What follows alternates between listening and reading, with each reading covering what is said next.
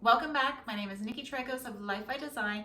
In today's video, I want to share with you how I warm up when I'm painting watercolors using just a very simple leaf motifs.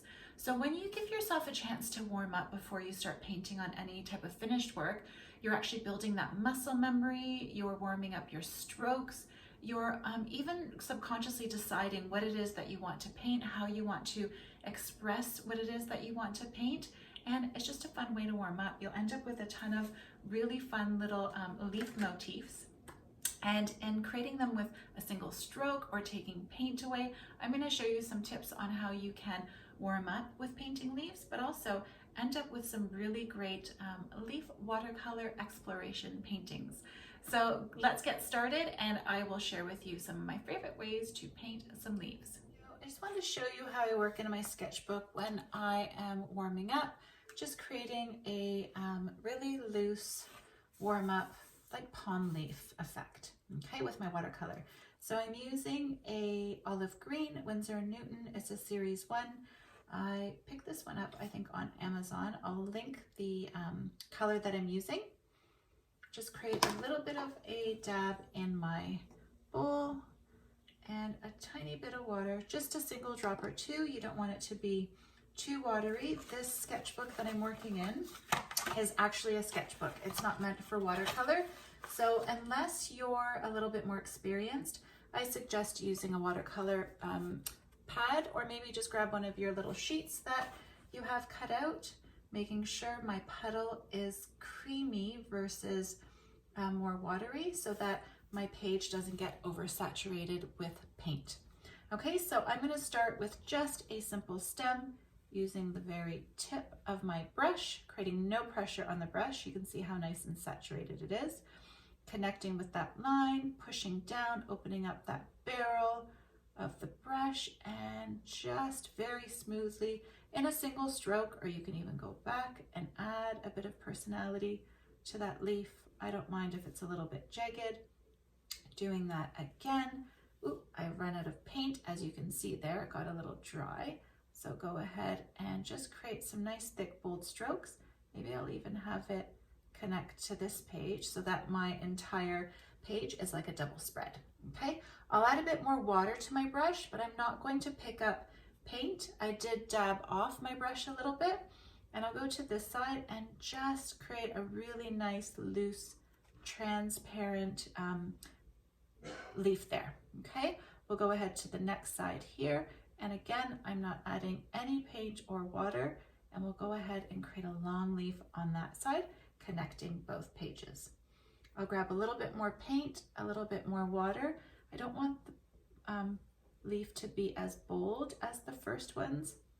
I do want to create variation with the transparency of my leaves. That's the beauty with working with watercolors. You can do that. If I wanted to add a little bit more bold pigment here, I can do it while the stroke is still wet. Okay, we'll grab a bit more paint. I feel like it's getting a bit dry.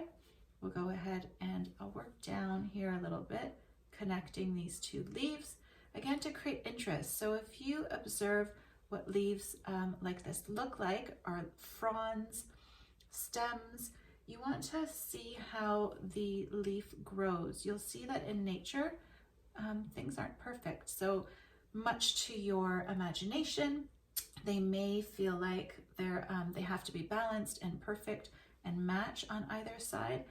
They actually don't. I find when you create more imperfect motifs that are more expressive and flowy, you'll actually enjoy the finished product better. Okay, so again, we're just playing around with how much pressure we apply on our brush. I'll go ahead and just use the very tip after I've loaded it with paint to create my line, and I will actually paint leaves that kind of go out here and cross over. Okay, so we're starting to build some opacity as well as overlapping, creating interesting leaf design and style to our sketchbook page here. I'm actually really enjoying how it's coming together. So don't be afraid to make mistakes here. When you paint in your sketchbook or on just a single sheet of cut paper. It's really your time to explore without pressure, okay? Go ahead and add a bit more water to my brush. I can feel like it's drying out. And let's extend this leaf a little bit here. Okay, so again, it's your time to explore. It's your time to make mistakes or just really love the practice, okay? So I'll finish off this. Maybe we'll create a nice bold one at the bottom here for, again, just interest and variation. I like that. We'll do another bold one here as well and have it drop off. And I'm going to add just one more to this side and have it go off the page. Oh, actually no, I want to add the same thing here and have it go off the page just to fill that up. Okay, so that's how you can easily warm up, build that muscle memory, and really start to enjoy the process of creating some long strokes to mimic a frond. And look how pretty that looks in your journal.